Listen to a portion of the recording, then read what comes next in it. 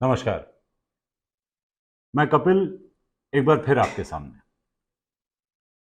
चलिए, भारत पाकिस्तान का युद्ध, अगर उसे युद्ध कहा जा सके तो खत्म हुआ। हालांकि जो और जिस तरह की कार्रवाई हुई वो बंटवारे के बाद से लगभग हर 5, 7, 10 सालों में चलती ही रहती है, और इस बार भी कोई अंतिम फैसला हुआ ऐसा नहीं लगता। लेकिन पहलगाम में जो हुआ, पाकिस्तान को उसका जवाब दिया गया, भरपूर दिया गया, बढ़िया दिया गया। प्रधानमंत्री ने फौरन अपनी विदेश यात्रा रद्द की और वापस देश आ गए। उन्होंने एक लोकतांत्रिक देश का प्रधानमंत्री होने की अपनी ड्यूटी निभाई कि भाई अगर देश पर हमला हो तो प्रधानमंत्री को सबसे पहले देशवासियों यानी देश की जनता को हौसला बंधाना चाहिए। इसीलिए प्रधानमंत्री ने आते ही देश के लोगों को हौसला दिया। हालांकि यह हौसला उन्होंने बिहार में जाकर दिया, मुख्यमंत्री नीतीश कुमार की बगल में बैठकर। उन्होंने बिहार चुनाव सभा की रणभेरी बजा दी। अब हम जानते हैं कि रणभेरी उन्हें पाकिस्तान के खिलाफ युद्ध की बजानी चाहिए थी, लेकिन इसमें आपकी समझ का धोखा है। देखिए, रणभेरी रणभेरी होती है, वो कहीं से भी बजाई जा सकती है। और प्रधानमंत्री को तो आप जानते हैं, वो आपदा को अवसर में बदलने में माहिर हैं। उन्होंने देशवासियों को और पूरी दुनिया को दिखा दिया कि चाहे पहलगाम पर आतंकवादी हमला हो या पाकिस्तान के खिलाफ युद्ध हो, वो अपने कार्यक्रम से टस से मस नहीं होने वाले। ये मजबूत कमर पट्टी वाले प्रधानमंत्री ने पाकिस्तान को जवाब इस तरह दिया कि देखो मियां, हम तुम्हारे इन हमलों से जरा भी चिंतित नहीं हैं। इतने भी नहीं कि अपने चुनावी कार्यक्रम को रोककर देश की जनता को संबोधित करें। बताइए, और किसी प्रधानमंत्री में आप किसी ऐसे हौसले की उम्मीद कर सकते हैं? यह कमाल हमारे माननीय, आदरणीय, विश्वगुरु, सुंदर दाढ़ी वाले प्रधानमंत्री ही कर सकते हैं। और किसी टटपुंजिया पार्टी की सरकार होती तो प्रधानमंत्री दिल्ली में उतरता और जब तक युद्ध का फैसला न हो जाता तब तक बाकी सारे कार्यक्रम स्थगित कर देता। पर वर्तमान प्रधानमंत्री ने ऐसा नहीं किया। ऐसा लोहे का हौसला इसी प्रधानमंत्री के पास है। बुरा हो विपक्षियों का, ऐसे समय में प्रधानमंत्री की इस हरकत का बेजा मतलब निकाल रहे हैं। मुझे तो भाई बहुत गुस्सा आता है जब अपने प्रधानमंत्री को कोई अनुपस्थित प्रधानमंत्री यानी एब्सेंट पीएम कहता है। हौसला चाहिए जनाब इस हरकत के लिए।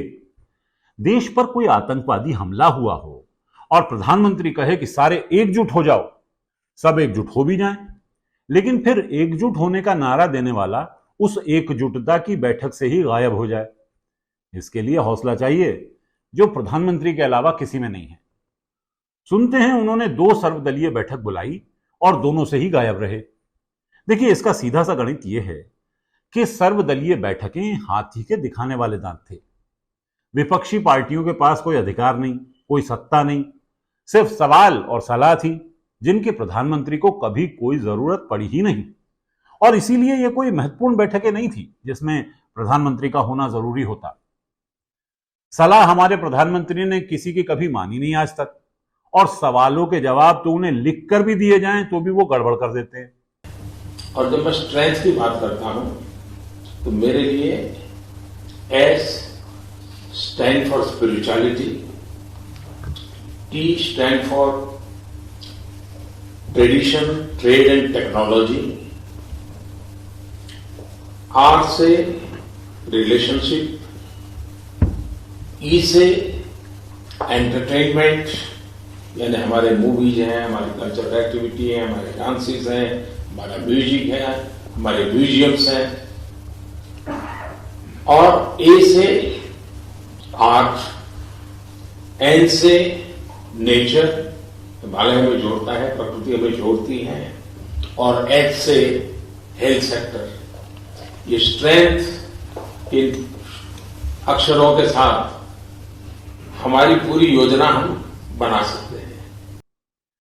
इस देश को पता नहीं किन अच्छे कर्मों के फलस्वरूप ऐसे देवता प्रधानमंत्री मिले हैं जो चंद्रयान के समय वैज्ञानिकों को फार्मूले बता देते हैं, सर्जिकल स्ट्राइक के समय सेना के आला अफसरों को उपाय सुझा देते हैं। दुनिया भर से उन्हें युद्ध विराम के लिए गुहार लगती रहती है, और जिन युद्धों को कोई नहीं रुकवा पाए उन्हें वो एक कॉल पर रुकवा देते हैं। मैंने कहा था ना, कैसी भी सिचुएशन हो मोदी जी हमें घर ले आएंगे। वॉर रुकवा दी पापा। ऐसे प्रधानमंत्री को भला क्या जरूरत होगी विपक्ष या जनता को विश्वास में लेने की। हो सकता है कि पहलगाम में आतंकवादी घटना में सुरक्षा चूक हुई हो, लेकिन उसे इस तरह कहना तो देशद्रोह है, सरासर देशद्रोह है। हां, आप यह कह सकते हैं कि अच्छा होता कि पहलगाम में यह आतंकवादी घटना ना हुई होती, पर्यटकों को पर्याप्त सुरक्षा मिली होती, लेकिन हुई है सोई जो राम रची राखा। लेकिन सबसे ज्यादा बुरा है पहलगाम में आतंकवादी घटना के शिकार लोगों, जिनमें पर्यटक भी थे और स्थानीय लोग भी थे, उनकी हत्याओं का कोई राजनीतिक लाभ लेना। और देखिए, विपक्षी पार्टियां यही कर रही हैं। इन्होंने पहले भी यही किया था। राहुल गांधी ने पुलवामा के शहीदों के नाम पर वोट मांगे। मैं मेरे फर्स्ट टाइम वोटर से कहना चाहता हूं कि आपका पहला वोट पुलवामा में जो वीर शहीद हुए, उन वीर शहीदों के नाम आपका वोट समर्पित हो सकता है क्या? माफ कीजिएगा, बहुत कोशिश करने पर भी हमें राहुल गांधी वाला वीडियो नहीं मिला। दरअसल हमें पूरे विपक्ष के किसी भी नेता द्वारा पुलवामा के शहीदों के नाम पर वोट मांगने वाला वीडियो मिला ही नहीं। लेकिन इस वीडियो में प्रधानमंत्री जो कह रहे हैं वो दरअसल विपक्षियों के मन की बात है। हमारे प्रधानमंत्री मन की बात के भी माहिर हैं और वे राजनीति के भी माहिर हैं। वो जानते थे कि विपक्षी पार्टियां पुलवामा के शहीदों के नाम पर राजनीति करेंगी और वोट मांगेंगी, इसलिए उन्होंने इस कदम को टाँय फिस करने के लिए पहले ही पुलवामा के शहीदों के नाम पर वोट मांग लिए। लेकिन अपने मन में यह विचार रखने के लिए देश की जनता विपक्ष को कभी माफ नहीं करेगी। देखिए, इस बार भी यही हो रहा है। जब प्रधानमंत्री ने पाकिस्तान के खिलाफ एकजुट हो जाने की बात कही, तब विपक्ष के मन में था कि एकजुट नहीं होंगे और सर्वदलीय बैठक से गायब हो जाएंगे। लेकिन प्रधानमंत्री उनका यह इरादा पहले ही भांप गए और खुद सर्वदलीय बैठक से गायब हो गए। उसके बाद क्या हुआ? उसके बाद विपक्षी पार्टियों ने राजनीति करना शुरू किया। बताइए, किसी लोकतांत्रिक देश में किसी को भी अधिकार क्यों होगा कि वो सरकार से सवाल करे, और सवाल भी सेना की कार्रवाई को लेकर किए जाए? ये तो गलत है, सरासर गलत है। मानते हैं कि सीज फायर की घोषणा अमेरिका के राष्ट्रपति ट्रंप ने की थी भाई, लेकिन वो हमारे प्रधानमंत्री के डियर फ्रेंड हैं और एक दोस्त दूसरे दोस्त के लिए क्या नहीं कर सकता। और इसीलिए प्रधानमंत्री ने ट्रंप की घोषणा के बाद सीज फायर की घोषणा करके अपनी दोस्ती का फर्ज अदा किया। भाई, आपको यह तो मानना पड़ेगा कि प्रधानमंत्री ने कभी सीधे सीधे ट्रंप की इस घोषणा का खंडन नहीं किया कि उसने उन दोनों देशों को, यानी भारत और पाकिस्तान को, व्यापार की धमकी देकर सीज फायर करवाया। I said, come on, we're going to do a lot of trade with you guys. Let's stop it. Let's stop it. If you stop it, we're doing trade. If you don't stop it, we're not going to do any trade. People have never really used trade the way I used it. That I can tell you. And all of a sudden they said, I think we're going to stop. लेकिन भारत की संप्रभुता को उन्होंने ऐसे बचा लिया कि पहले जो घोषणा ट्रंप ने की, उसके बाद खुद घोषणा करके सीज फायर किया। मेरे ख्याल में यह एक बहुत ही बारीक कूटनीतिक बात है, जिसे रवीश कुमार, राहुल गांधी और बाकी मोदी विरोधी नहीं समझ पाएंगे, कभी नहीं समझ पाएंगे। इस कूटनीति को समझने के लिए आपके पास अंजना ओम कश्यप की पत्रकारिता संबंधी काबिलियत, अर्नब गोस्वामी जैसा अभ्यास, रूबिका लियाकत जैसी ईमानदारी और अमीश देवगन जैसी दिलेरी चाहिए। कहां से लाओगे? प्रधानमंत्री ने इसके बाद जो कदम उठाया वो तो पाकिस्तान पर कार्रवाई और सीज फायर से भी बड़ा मास्टर स्ट्रोक था। उन्होंने दो तरफा रणनीति अपनाई, खुद को पूरे देश में इस युद्ध का विजेता स्थापित करने का आनन फानन कार्यक्रम बनाया और साथ ही पूरी दुनिया में भारत का पक्ष रखने के लिए और दुनिया का जनमत भारत के पक्ष में बनाने के लिए बहु पार्टी टीमों का गठन किया गया और उन्हें भी आनन फानन रवाना कर दिया गया।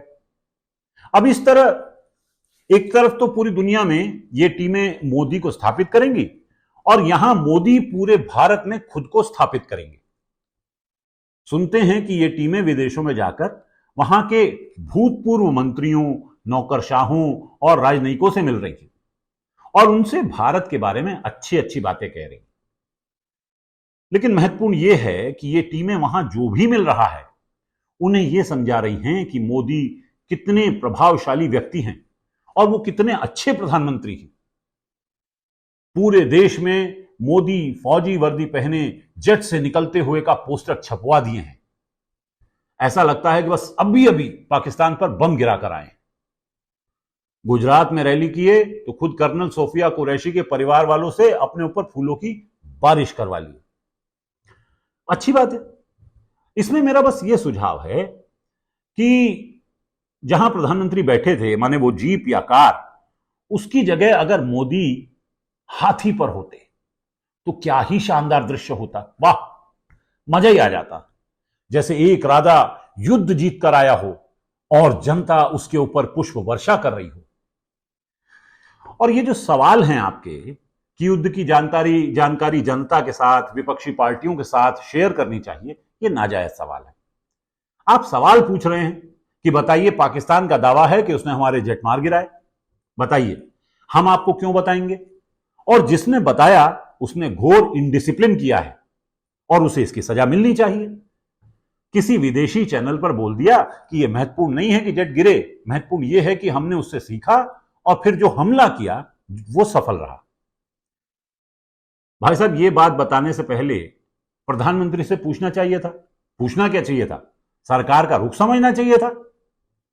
सरकार के प्रवक्ता कह रहे हैं कि यह बताने से सेना का मोरल डाउन होता है और सेना के अफसर खुद ही यह बात बता दे रहे हैं। अब सरकार के प्रवक्ताओं का मोरल डाउन हो गया, बताइए इसकी जिम्मेदारी कौन लेगा? अरे हां, सिंदूर को तो मैं भूल ही गया था। लगभग एक ऑपरेशन सिंदूर किया था पाकिस्तान के खिलाफ। एक सुना कि भारत में भी सिंदूर दान का कार्यक्रम करने की योजना थी। तो पहले तो टीवी पर इसकी घोषणा की गई थी, लेकिन बुरा हो नेहा राठौर का, ममता बनर्जी का, कि इस कार्यक्रम की ऐसी मजम्मत की कि सरकार को, यानी मोदी जी को, यह प्रोग्राम ही कैंसिल करना पड़ा, यू टर्न लेना पड़ा। नेहा राठौर का कहना था, ममता बनर्जी का भी यही कहना था कि भारत में सिंदूर सिर्फ पति दान कर सकता है, तो इस तरह का कोई भी प्रोग्राम घातक होगा। बताइए ऐसा कहीं होता है? मोदी जी ने क्या शानदार कार्यक्रम रखा था। पूरे देश में भाजपा कार्यकर्ता एक चुटकी सिंदूर लेकर जाते और महिलाओं को दान करते और यूं पूरे भारत में, पूरे देश में वन नेशन वन हस्बैंड का कार्यक्रम बन जाना था। यह मैं नहीं कहता, किसी फेसबुक पोस्ट पर पढ़ा था तो यहां आपको बता दिया। खैर, सिंदूर कार्यक्रम भी विफल रहा, यानी बैकफुट पर आ गया। अब क्या कहा जाए?